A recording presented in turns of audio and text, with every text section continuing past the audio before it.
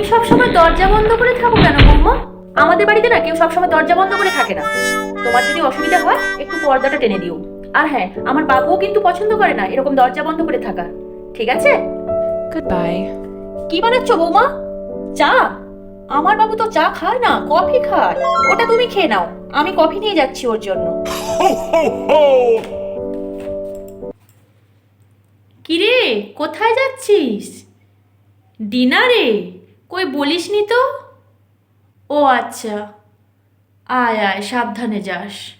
দেখেছো, বউটা আসার পরে কেমন সব কথা আমাকে বলা বন্ধ করে দিয়েছে, কেমন আমার থেকে দূরে সরে যাচ্ছে। ও তাই?